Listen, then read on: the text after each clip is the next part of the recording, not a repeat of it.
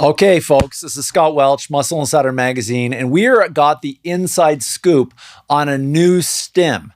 And you know, I love stimulants. You guys love stimulants. And we're here with Sean Wells, the ingredientologist, and he has a new stim. Tell us a bit about that. Yeah, you know, my pedigree with T-Creen and Dynamine, those have obviously been received well in the industry and are used quite a bit. And have a great safety profile that I'm proud of, have a great profile for substantiated research that I'm proud of. Out of that research, out of that work, out of that understanding of intellectual property and study design came ingenious ingredients, a kind of super team of sorts that I formed with Dr. Ralph Yeager, Dr. Martin Purpura, Kylan Lau of NNB Nutrition. We formed kind of a super team, and Dr. Ralph Yeager is amazing. Both him and Martin are organic chemists that are incredible, come from pharmaceutical, have done a lot of study design with some of the biggest supplement companies and branded ingredient companies throughout the past 25 years. Companies like TSI that has HMB, PKTP, companies like Cheminutra with Alpha GPC, their Alpha Size. I mean, Ralph and Martin have worked with, EAS and, the biggest companies through the years, and companies that care about doing high-level research, spending hundreds of thousands of dollars per study. And they would be involved in how that study is designed and shaped and interpreting the results. And then they've helped companies work on intellectual property. As you know, I'm kind of the idea guy. Mm-hmm. Those are not my areas of expertise. And certainly my area of expertise is not in actual manufacturing, where Kylan is a rock star. He has a 400,000 square foot facility in Nanjing. It's a global team that's in about 15 countries. He has over 100 scientists working for him. State-of-the-art GMP, fermentation technologies that are breakthrough. We're working with one organic chemist that's considered top 5 in the world.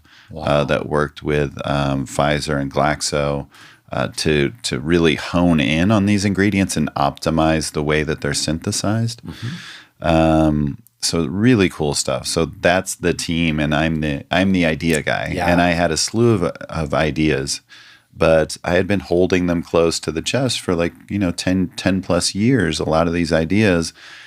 And it wasn't until I decided to put the right team around me, I'm like, these ideas will never get out to market in the way that I want them to unless I have a super team. Mm-hmm. And that's what I worked on. And that was about 3 years ago that we put that team together.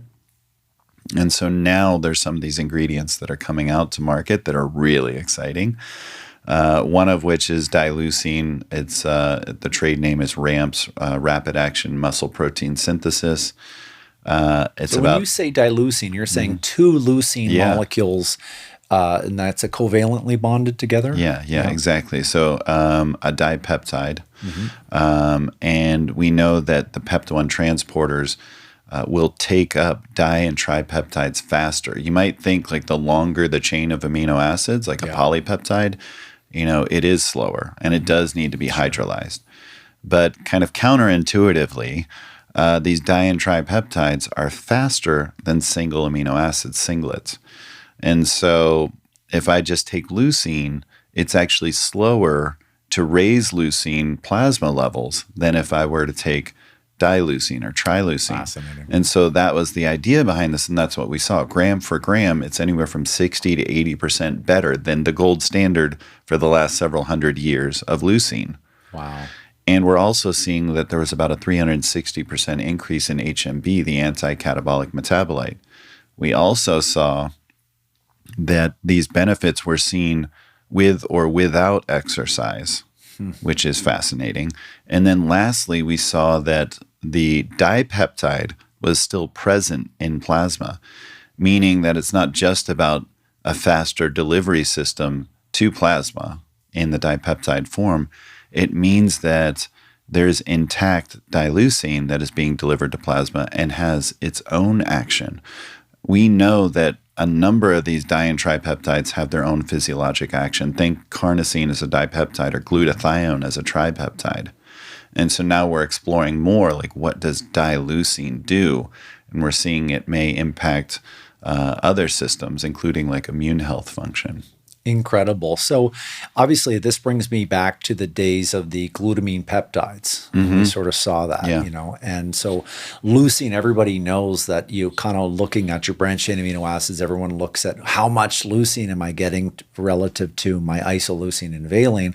In this case, you're actually have connecting two leucine molecules together, which has a different effect, and we're going to see that. In terms of the consumers out there, when do you think they'll start to see your new stimulant coming out and this new Dileucine coming out? Should be soon. We just signed a letter of intent. I can't say the exact distributor, but if it all works out, you guys will be very excited because there's some potent synergies, and this is like top tier distributor when it comes to science, reputation, being pharma and nutraceutical. This is as good as it gets because we not only see this being valuable in sports nutrition, we also see this being highly valuable in the medical realm with things like sarcopenia, physical therapy, rehab, with cachexia, a number of medical conditions where there's muscle wasting or loss. This is ideal. So we're exploring all of that right now. And then the other ingredient, and so you should be seeing it early 2022. Okay. The other ingredient that we're bringing out right now is Paraxanthine. The trademark name is Infinity. Infinity. EN for energy. So infinite energy, Infinity. And that should be out in the same time frame as well, like first or second quarter 2022. What's cool here, this is Paraxanthine, the metabolite of caffeine, and the data that we're getting on it, the user experience we're getting on it is staggering, amazing, way different than caffeine. And I can get into why, but I literally have taken it twice today already. Like I am like, it's my favorite ingredient I've ever done. It's so clean. It's going to shake up the whole market. This is a $1 trillion market with caffeine. So we're very excited about the potential for this. The companies we're talking to, we're looking to soft launch this with really multi-billion-dollar companies. What we want to do is about a 2-year exclusivity carve-out for a handful of companies that are going to make this the hero ingredient, not have caffeine, that will work with us on the marketing, that want better for you kind of messaging, and are science driven and have very quality formulas. So like we're hand selecting the right partners over the next 2 years while we get even more patents and even more studies. We have about 9 studies underway, about 3 of them finished. And then we have about 30 patents filed. So there's a lot of work that we've done, but there's a lot more work to do. And so we're picking these handful of partners, and then in 2 years or so, we may go with a distributor at that point. Once we have all of our patent work nailed down, once we have 20 studies finished, and we want to go broader market, but we want to control that message for now. Like I don't want it in like some ultra extreme energy drink. I don't want it used with alcohol. I don't want it used in proprietary blends. I don't want it to, just flood the market and be used in ways that just aren't conducive to the longevity of this ingredient.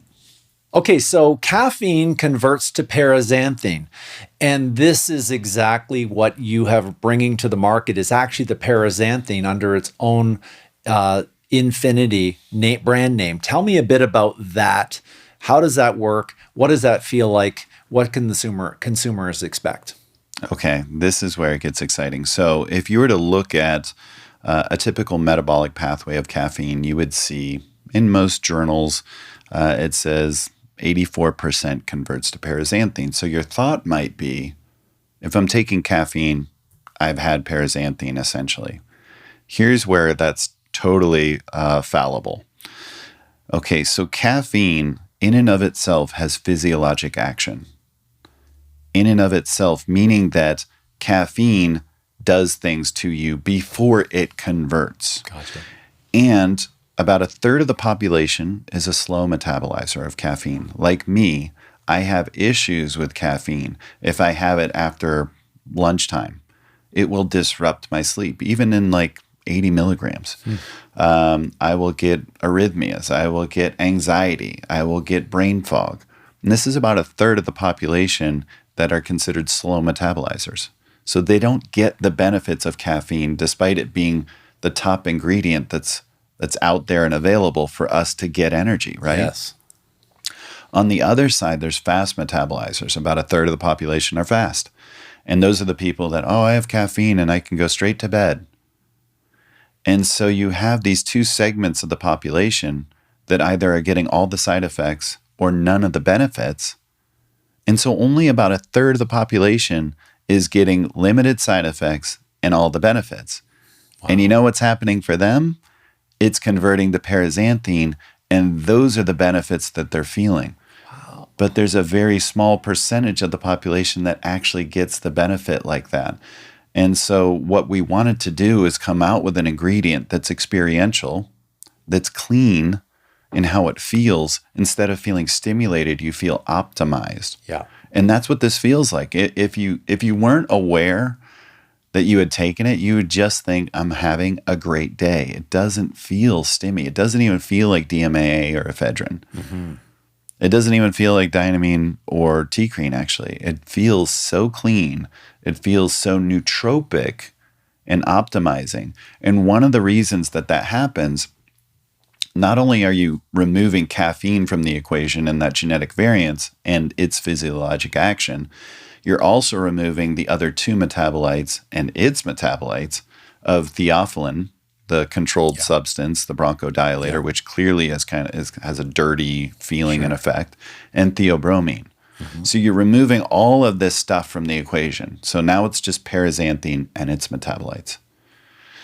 And what we're seeing with paraxanthine is that it's highly dopaminergic in ways that none of these other methylxanthines are.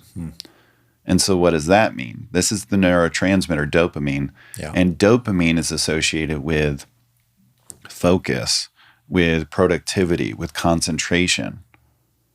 And so that's what we're seeing is on our cognitive studies that we've already finished, they had statistically significant less errors, more ability to concentrate, improved cognitive function on recall and memory. And so we're seeing that. Now we have studies underway on endurance exercise, on resistance training exercise, and we're expecting to see great things there. And then we're also looking at fat oxidation, thermogenesis.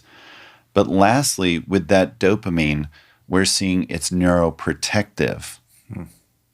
And none of the other methylxanthines are neuroprotective in the way this ingredient is. So we're in discussions with contact sports, things like UFC, MMA, football, boxing, especially where traumatic brain injury is a regular potential occurrence and a serious thing for the longevity of your sport and the athlete.